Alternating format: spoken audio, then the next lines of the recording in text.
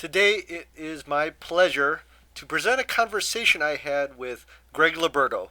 Greg is a professional coach, author, and speaker who primarily works with professional golfers, and he helps them to hit their target by eliminating negative thinking with simple but powerful strategies.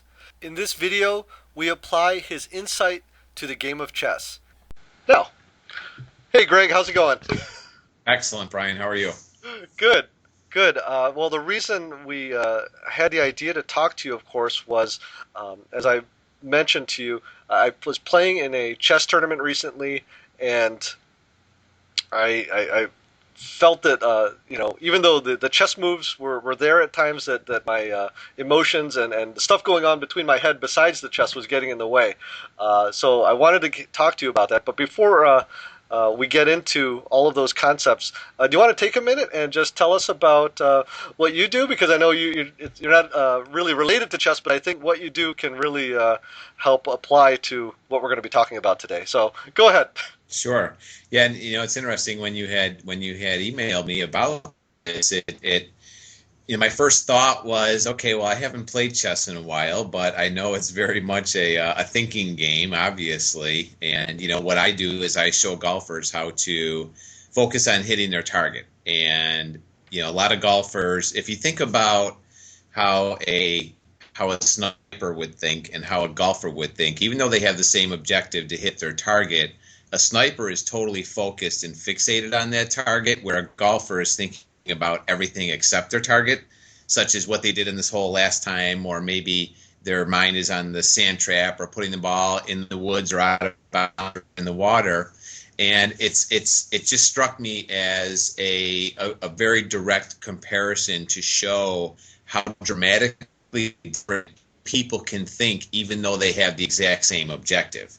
And a lot of what I show golfers how to do is to their communication by making them more aware of how they're thinking and what they're reinforcing into their subconscious by what they're thinking. But most importantly, how to eliminate that negative communication, their negative thoughts, their negative thinking. I refer to them as the ants, or the automatic negative thoughts, and really get them focused on their objective, which is to hit their target. So, when you had emailed me about it, I thought, hey, it's been a while since I played chess for sure, but I was never a very good chess player, and I think a lot of it is I would play against my brothers a lot, and for some reason they would always beat me. And I thought about it, and I thought, well, what were the reasons? That were they better than me? Maybe, maybe not. But I always went in with the wrong mindset, and it wasn't as if I felt I was going to lose against them. But I just went in and I played, and I never had a strategy or never really knew how to get better. I was just trying to win, but I really didn't have any tools to help make that happen. So my approach to the game, while it was probably similar to, how an amateur chess player, it was just the wrong approach.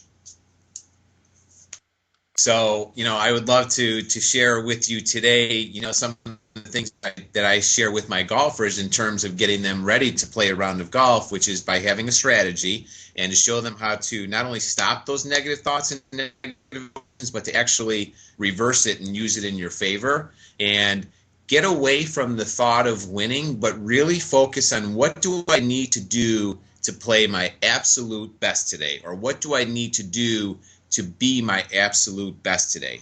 And when you're focused on constantly being the best that you can be, Bryan, winning is just it's a byproduct. Okay, so if the emphasis is on winning, it takes you out of your moves. It puts your mind in the wrong place. But most importantly, you're trying to take hold and control something that you don't necessarily have control over. So therefore, it leads to anxiety, stress, frustration, desperation when you're playing chess, and all the wrong thoughts and all the wrong emotions. So I'd love, we can certainly talk about some things that a chess player can incorporate into their game from a strategy perspective, for sure. Absolutely. This is exactly, I think, what I was looking for. Actually, more than what I was looking for. Why don't you know what? Let me. Here's how I'm thinking of tackling this. Is um, maybe you could give a general description of ants, which is kind of your, if I understand it correctly, is kind of the core concept behind your coaching, or one of the core concepts. Yes. And then maybe what I'll do is, and maybe using myself as an example, uh, kind of give you some of the things that happen or what I think about during the game. And maybe take a minute and just describe what ants are. I know you kind of gave a brief what the acronym stands for, but how it plays. Maybe if you want to give an example from one of your golf clients or whatnot, that'd be great. Sure. Yeah, and I heard about this acronym of the ants probably about 8 or 10 years ago, and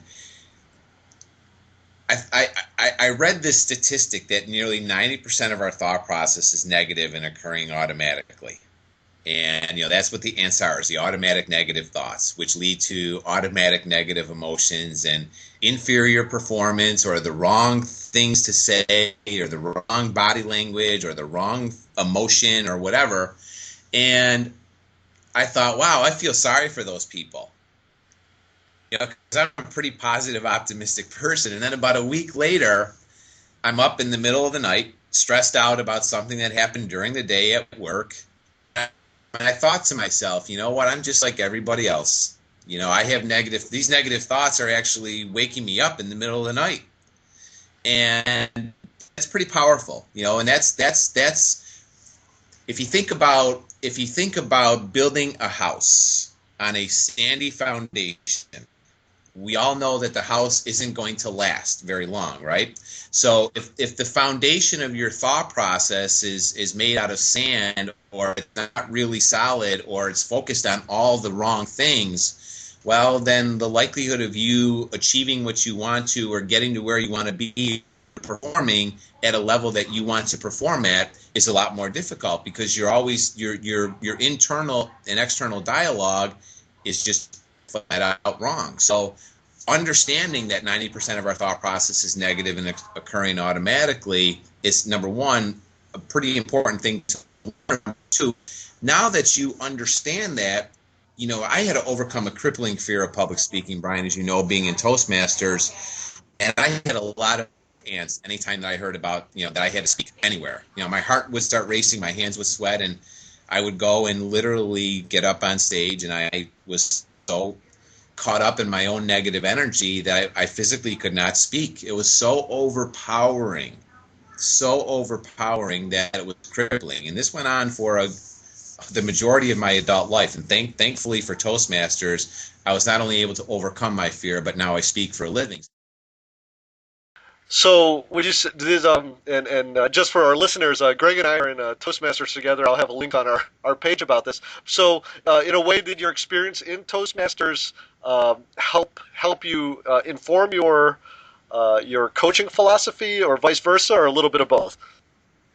And no, I think it's an excellent question, Bryan. One of the things that this was before I've been coaching golfers now for about 5 years. I've been in the coaching arena for probably about 8 or 10. But when I overcame my fear of public speaking, the one thing that I noticed when I went to play golf, especially on the first tee, because golfers are notorious for having what's called first tee jitters, where they're really nervous on the first hole, a lot of anxiety, a lot of stress, a lot of ants, a lot of negative emotions. When I learned how to overcome my fear of public speaking, I noticed that I didn't have as many first tee jitters on the golf course. So Toastmasters really allowed me to understand that, hey, overcoming your fear of public speaking is just with your speaking.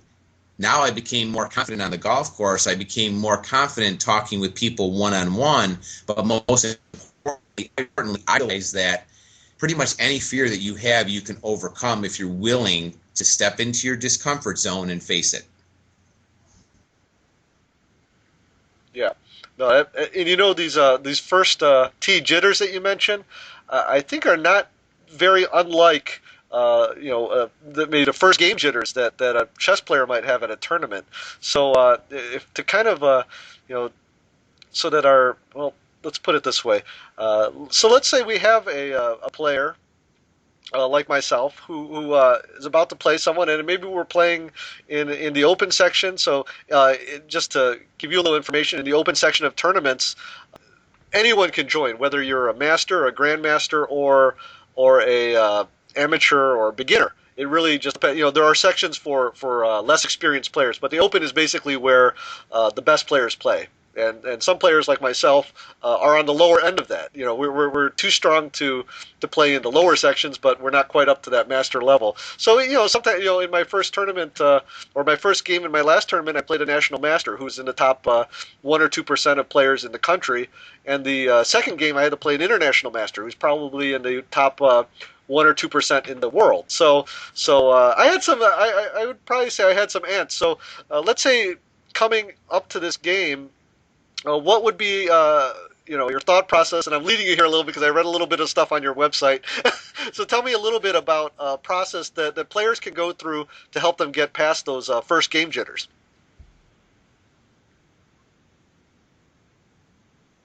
Excellent question. But before I answer that, Bryan, I'm just going to throw a question back to you, and just so people can understand that, where you're coming from. What type of ants did you have when you were playing against these players? Sure. Oh no, that's great. Especially to give you some perspective. Some of them were just things like, oh, this guy obviously knows more than I do, so there's no way I can beat him. And sometimes I would try to give myself some thoughts like, try to think positively, but then the ants would come in. It's pretty hopeless. This guy's won like the last 3 tournaments he's played in Buffalo, so so I don't really have a chance. So that would be an example. Sure. Okay. So very common to what my golfers go through, especially the ones that are playing professionally, is in a tournament. What happens is, especially if you're kind of the new guy on the block and you haven't won any tournaments at this particular level, the tendency is to focus on the rest of the field. Okay. Now in golf, we all know that ultimately you're against yourself. Sure, there's an opponent in your group and all this other stuff, and there's other guys that are in the tournament, but when you think about it, the ball isn't moving. The course layout is the same, with the exception of the pin might be in a different place than what it was last time you played, and nobody's hitting you or saying anything when you're hitting the ball. Now, chess is similar but a little bit different, because you're what the other player does very much determines what you do. Okay, so there's differences in that respect, but the similarities in terms of what you just talked about, Bryan, are the exact same. Golfers have a tendency to focus on somebody that's better than them. They have a tendency to focus on how poorly they played their last round, or maybe how poorly their last practice session was, or maybe they just don't feel like they're ready to play in this tournament because it's the first time they played this level. Tons of reasons why they might have negative thoughts. This is why I think the most important concept that I teach is this concept of playing with strategy. Okay. Now, there's a tactical course strategy that a lot of golfers think of when they hear the word strategy. What club am I going to hit in the first hole, in the second hole? That's tactical. That's very tactical. Okay. The strategy that I'm talking about is a high-level thought process that's going to have you totally engaged, totally focused, totally confident, totally motivated from the first shot to the last shot. Okay, so a great strategy for any golfer that's focusing on the wrong things or just not really focusing on anything on any day is hitting a target. Okay, so if a golfer's going out focused on hitting his target on every single shot, they're not going to race ahead to thoughts of, what their opponent might be doing. They're not going to race ahead to thoughts of, I want to score a certain number on today's round, which they have no control over. The only thing that you have control over is the shot that's in front of you. So it's the same thing with when you're playing chess. And I know you have to be very conscious of the next move and the next move, so there's a little bit different there. But at the same time, what matters the most is the move that you have right now. Okay, what your opponent does after that move, you have no control over. So if you're totally focused and all you're thinking about is this move and then the next move after that and the next move after that, what kind of a strategy do you think you would need to have, high-level thought process, big picture, to take the focus away from your opponent, put the focus back on you so you can go out and play the best game of chess you've ever played? Well, I guess part of it, there are certain aspects of chess positions that I kind of focus on, and I'm developing certain algorithms, and patterns that I recognize. And when I focus on those and focus on the objectives that I create within that chess position, then that's basically what I could do. If I could focus on that and on that move, and then go through my process of calculating my opponent's possible replies within that structure, I can make the best move possible. Okay. Now, no, absolutely. Now that's a little more tactical, Brian. So what would give me some kind of an idea of a high level thought process that's going to have the focus away from your opponent and focused on you. What types of things or what thing do you think you should be focused on, or what is something you would say to yourself throughout the game?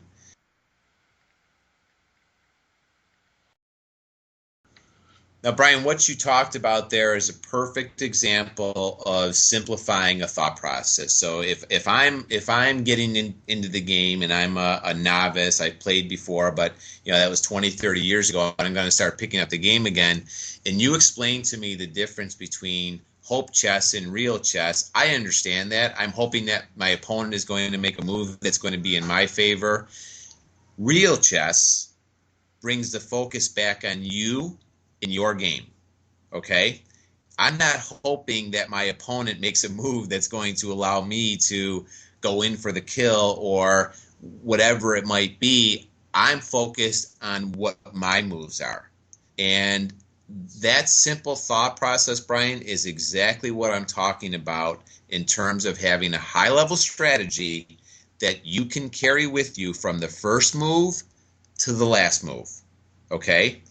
And every time you catch yourself having a negative thought about your opponent, about where the game is, you just say out loud to yourself, real chess, real chess, real chess. This is what I'm playing today. I'm playing real chess, and that's going to remind you that the focus is back on you, and you need to focus on making the best move that you can make right now.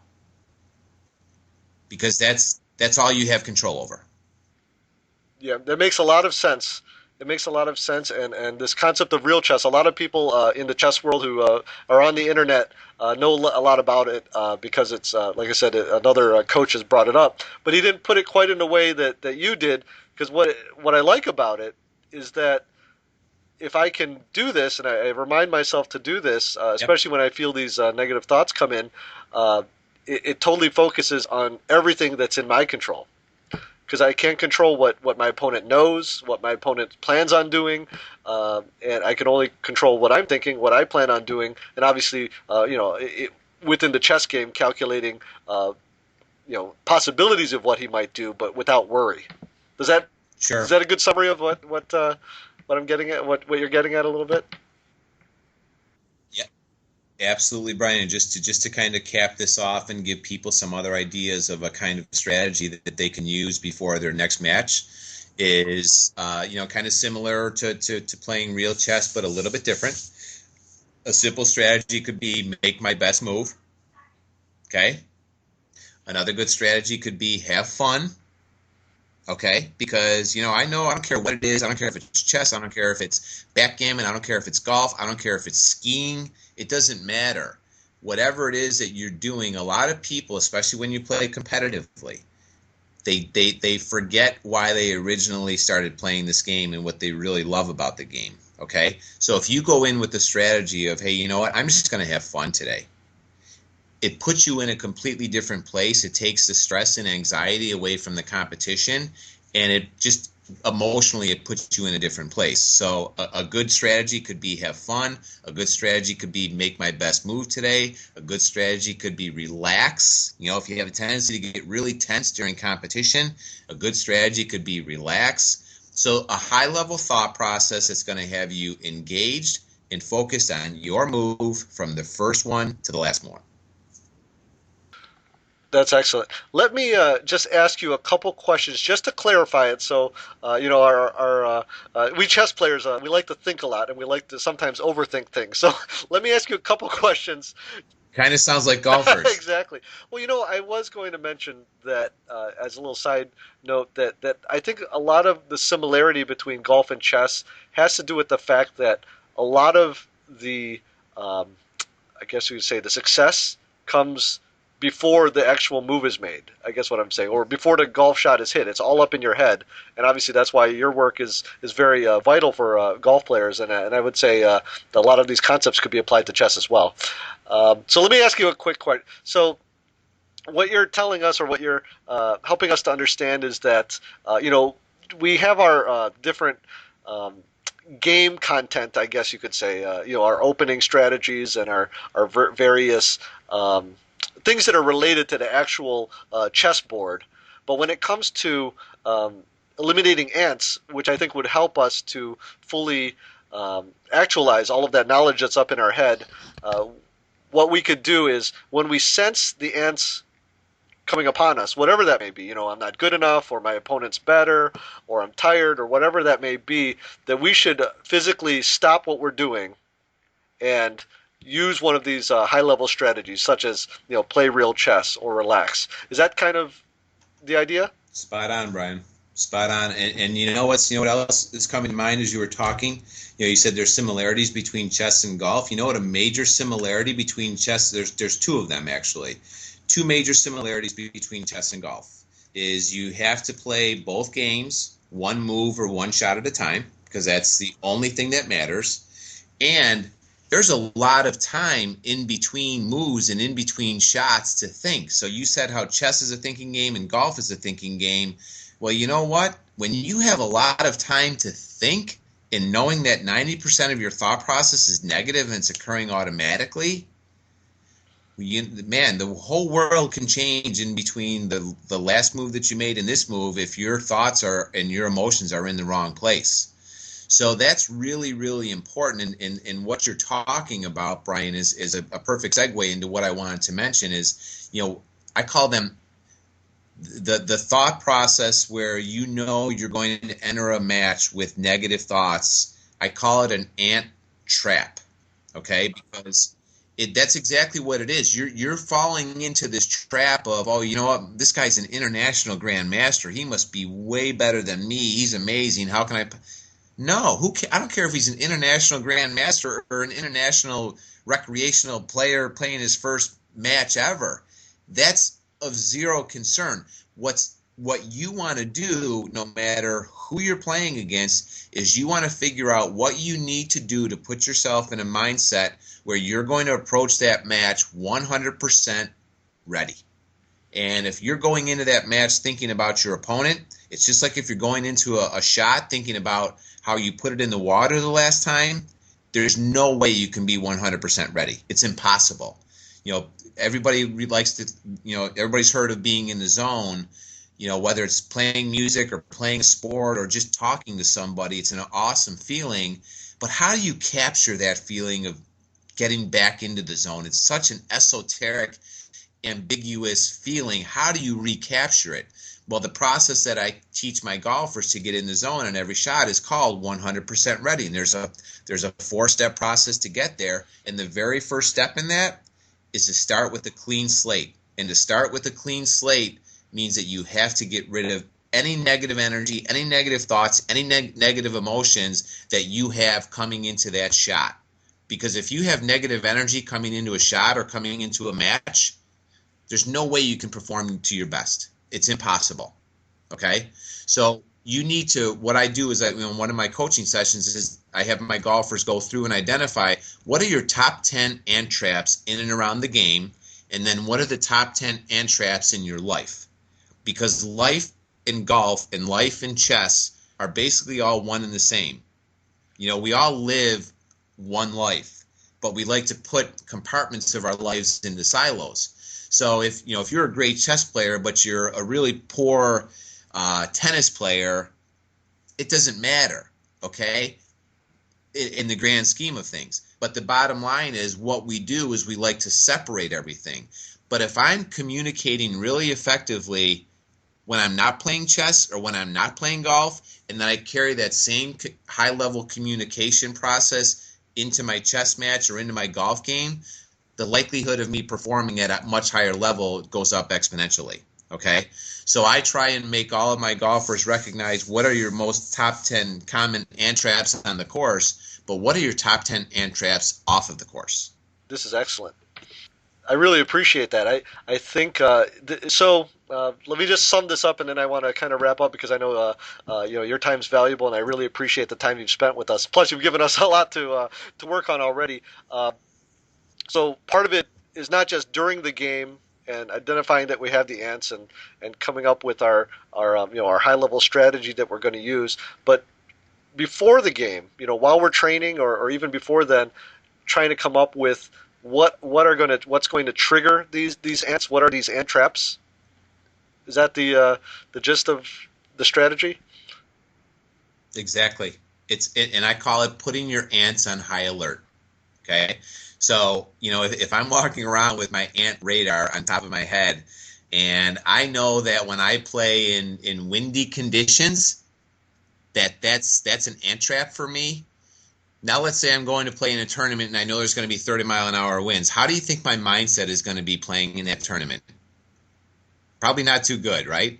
So what I need to do is I need to figure out how am I going to get myself totally confident, totally calm, and totally focused from the first shot to the last shot, even though I know my past performance when playing in windy conditions has been subpar at best.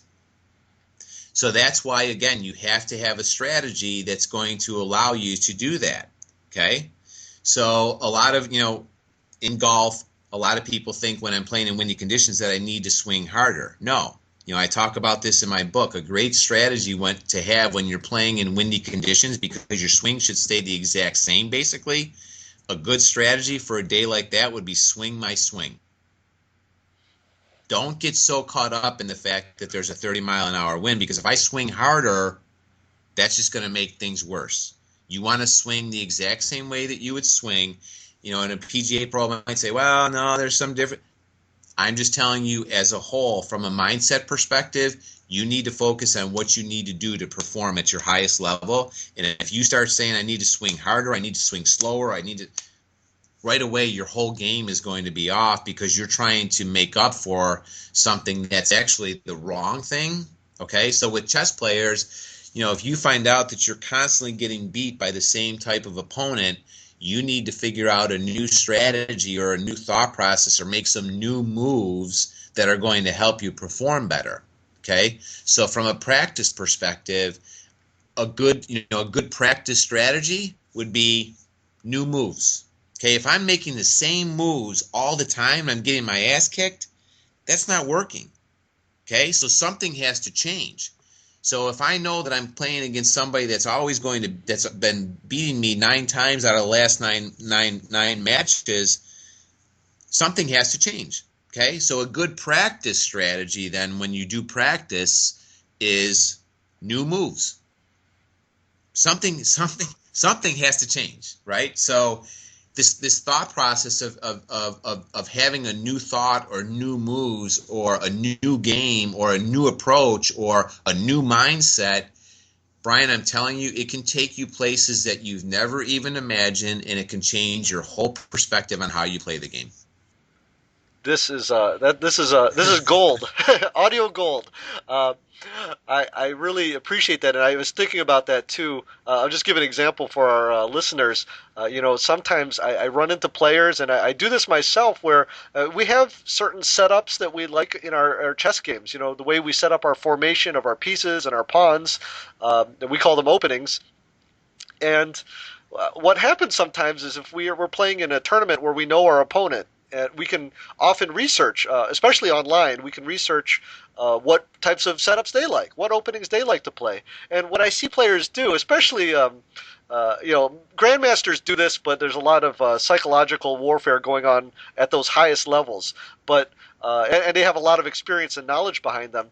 But with amateur players, what happens sometimes is that they'll play a setup they totally don't know, and I understand the idea of what you're saying of new moves, but in this case it's almost counterintuitive. I was just thinking of a strategy there, which would be something like play my game, and Perfect. Perfect. Perfect. You got it. You got it. That's and Bryan, that's exactly what I'm talking about. It's like what do you need to do to bring the focus back on you? And if you're and that's a perfect strategy for playing in windy conditions for a golfer is play my game.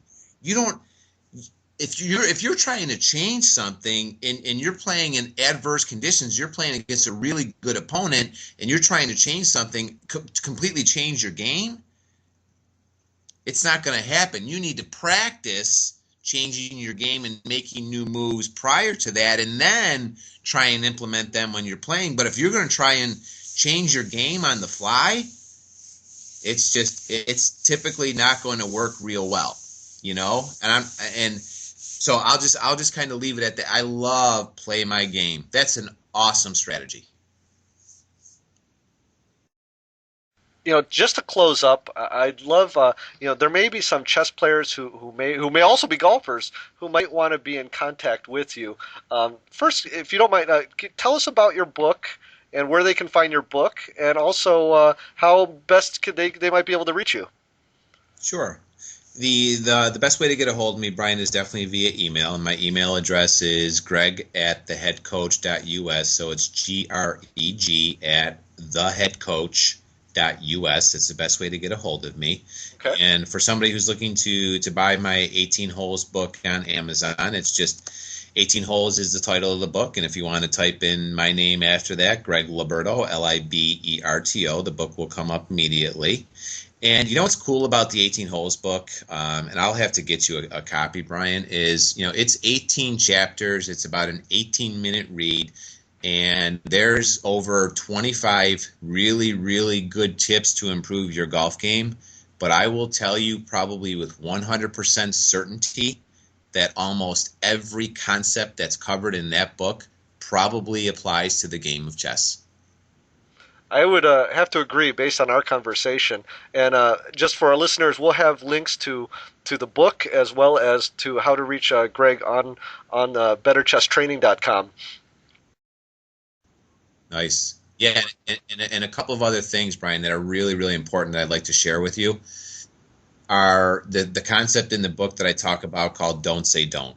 Okay, and I know you probably heard me say this before at Toastmasters, but anytime you start a sentence with the word "don't," you're sending the wrong message subconsciously. And I talk in the book about how AAA, or the American Automobile Association, has been sending the wrong message to motorists, millions of motorists for years now, with this message of don't drink and drive. All your subconscious hears is drink and drive. And it's the same thing with don't text and drive. All you hear is text. All your subconscious hears is text and drive. So if you're driving down the road and you see don't text and drive, you might go, oh yeah, you know what, I probably shouldn't do that right now. If you see a message that says texting and driving kills, you're probably going to put your phone down and wait until you pull over to send a text message. Or if you're at a bar and you're having a couple and you see a sign that says drinking and driving kills, you're probably going to put your beer down and wait a while before you hop in your car. Okay? Yes. So it's the same thing with chess. If you're saying to yourself, before a match, don't get nervous, or don't make the same stupid mistakes that you've made in the past, or don't rush your moves, or whatever. Anytime you start a sentence with the word don't, stop and focus on what you want. Okay? So if you're saying to yourself before a big match, oh gosh, don't make those same stupid mistakes, a good strategy would be play smart chess. Perfect. Okay? Yes. So the chapter of the book is called Don't Say Don't, and it's to put you on high alert for the word don't. And I'm staring at it at one of my notes as we're talking here, but sometimes it's very difficult. I know you have children at home, and a lot of times we'll say to our to your son or your daughter, hey, don't hit your brother, don't hit your sister, as opposed to keep your hands to yourself. Yes. Greg, that explains a lot. Because I say that to my kids all the time, but they keep doing it. Bryan, it is, from a parenting perspective, the concept of and I will tell you that sometimes it's hard. Sometimes you have to really consciously think of, well, what would be the right thing to say? because we're so conditioned. Don't just rolls off of don't forget the tickets. Don't be late. Don't be stupid. Don't choke. Don't make that move. Don't sweat it. Don't worry. Oh, that's yeah. No, I this is a very important lesson, I think, for life and for chess. So that's great that you shared that. Uh, Yeah. And then just one last thing, Bryan, that I want to share that's really important. And again, this is, to kind of round out the circle with my golfers from start to finish is, golfers are notorious, and I don't know how chess players are, but golfers are notorious that, on the 19th hole, when the round is over, to focus on all the negatives. Okay. Now, I just went out and played the best round of my golf. I'm going to go and talk about the bad bounce that I got in 16 off the sprinkler head, the lip out putt that I had on 4, and the guy that sneezed in my backswing on 12. yes, that chess players do that all the time. In fact, we like to analyze moves we made several moves ago, even though we still have moves to make going forward. Okay.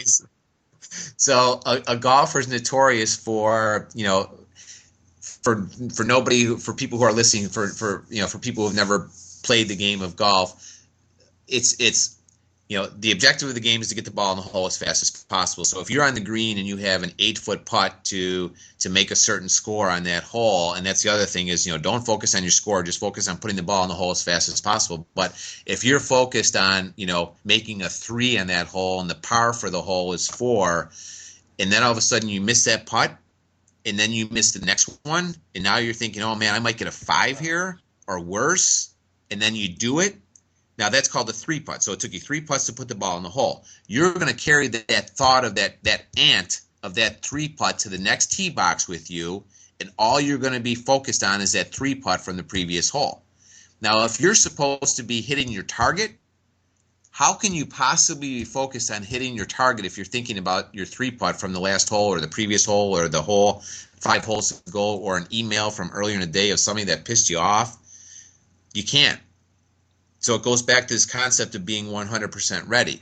So what I teach my golfers at the end of every round is identify 3 positives from your round. Okay?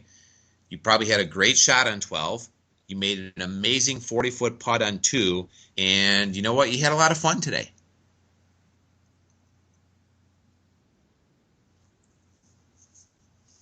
Oh, it's very yeah. This is some of this stuff. Just to close up, it's very the concepts are very easy to understand, but I'm sure golfers will. You've probably experienced this with golfers, and I'm sure as chess players, we know it will take work, just like any other skill, to put these strategies into practice.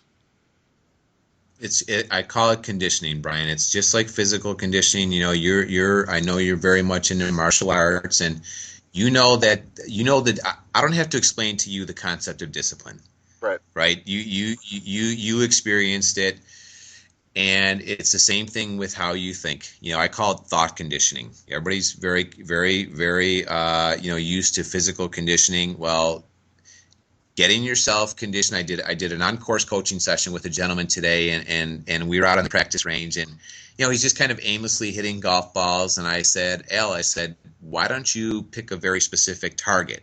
And he did that in 4 or 5 shots, and he went, wow. He goes, this is easy. Now, this is a gentleman that's been playing the game for about 15 years, and just with that simple concept of having him focused on the target, changed his mindset like that, okay? As opposed to just aimlessly hitting golf balls. And when we wrapped up his 9-hole playing lesson, I said, what did you take away from today? He goes, golf can be fun. Oh wow. Implying that up until this point, it really hasn't been because he has a lot of ants and he knows it, and that's why he came to me for help. And what he learned today was that, hey, if I'm thinking like a sniper and I'm pick a very specific target on every shot, the likelihood of me being consumed with ants goes down dramatically, because there's no room for ants if you're focused on your target. There's just not, because you can only have one thought at a time. So if I'm 100% ready and I have all of my energy totally committed to my target, how can I possibly be focused on my opponent or inferior thoughts or negative thoughts? It's the same way in chess. If my strategy today is play my game, I'm not going to be thinking about my opponent because my opponent is not part of me playing my game. Okay, so have a strategy, crush your ants, focus on the positives, play your own game, but most importantly, take control of your mind, take control of your game, and have all the focus on you in your game. That's a great way to sum things up, and I think we'll end there, and maybe we could follow up in a couple months after our listeners respond with some feedback. What do you think, Greg? That would be awesome, Brian. And I have a list of strategy questions that I put together for my golfers.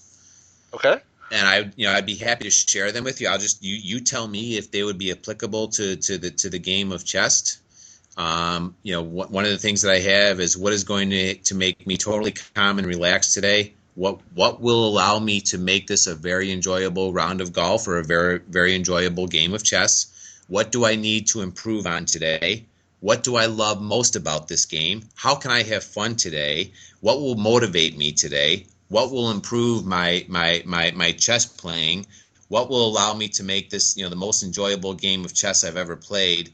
How will my physical state impact my thoughts? I mean, I have a list of 20 questions that will help you identify what kind of a strategy you would want to put in play based on how you're feeling today, because every round of golf and every game of chess is different, right? How you feel every single day based on what you ate, how much you slept, where your mindset is at, how much you practice, who irritated you earlier in the day, what kind of answers you're bringing to the game before the game even starts. There's so many things that come into play that we just never even consider.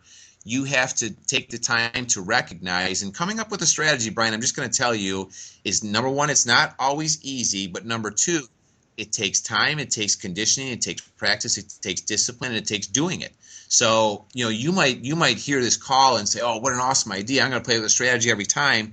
And then you go into your next match and you're into your third or fourth move and you're going, wait a second here. I don't even have a strategy for today. Yeah. So if I share these questions with you, I think it will help people that are listening to start to understand, number one, how this stuff works, but more importantly, help them figure out how they need to be thinking to put together an effective strategy. Oh, that would be great. And what we could do is have it as part of the post on the website, and also I'll have them listed on the YouTube video, maybe as we're having this discussion. But that's great, Greg. I want to thank you. You spent a lot more time than I was anticipating. I really appreciate it. Of course, I accept all of the knowledge and wisdom that you have for us today. Is much appreciated. So thank you. My pleasure, Brian. Then one real quick last thing, and I'll let you go, is the concept of winning. Again, we don't have control over who wins or loses. The only thing that you have control over is playing the absolute best game of chess that you can play today. That's it. So focus on playing your best. Get your thoughts away from winning or your opponent. Just focus on going out and playing the absolute best that you can play every single time. I hope you enjoyed this video. Thank you for watching. All of the links to any of the things mentioned in our interview today will be available on www.betterchesstraining.com, and you'll see a link to Greg's book here at the end of the video. If you're interested in that, give it a click. Feel free to subscribe and ask any questions. Greg and I will follow up if there's any feedback or any questions about anything we talked about today.